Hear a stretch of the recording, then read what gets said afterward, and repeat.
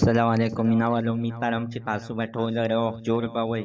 عزتمنو په مردان په تغبی کې جلندو کلي کې عزتمنو د باران د وجې نه یو کچه کور چت راپرېوتل. د دغه د چت لاندې عزتمنو 15 کسان ګیر شول چې په دغه 15 کسانو کې عزتمنو 2 مړه شوي دي او 3 زخمین دي. زخمین سمدستي د نږدې اسپتال ته وړل شوي دي او 1122 وله ځان ورته رسولی دی. د هغوی د 2 کسانو ښه خدمت کړی دی.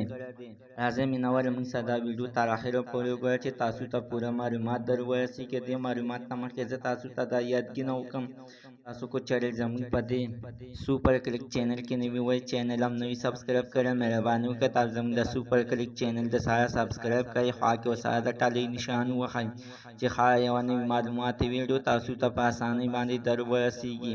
عزتمنو اوس دا د ظلم زیاتی کېږي چې څنګه عزتمنو د مالدان په تغبۍ کې دغه واقعه مخې ته راغلې ده چې د باران د چت د باران د او د سیلۍ د وجې نه د کچا کور چت راپرېوتی دی. د دغه چت کې عزتمنو 15 کسان ګیر شوي چې 15 کسانو کې عزتمنو 3 زخمین حالات کې راوتي دي. هغوی ډېر سخت په سخت حالات کې دي او په سمدستي 2 پکې مړه شوي دي. 1122 ورته ځان رسولی دی.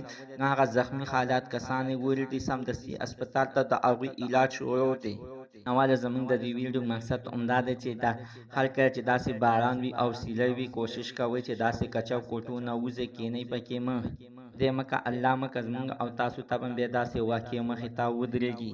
الله تعالی دې اوس دوی دغه کورنۍ ته د زړه صبر ورکړي چې کوم مړه شوي دي او چې کوم زخمیان دي الله تعالی دې هغوی ته صحت ورکړي او چې کوم مړه شوي دي الله تعالی دې دوی ته هغه جنت وکړي او د دوی کورنۍ ته دې د زړه صبر ورکړي.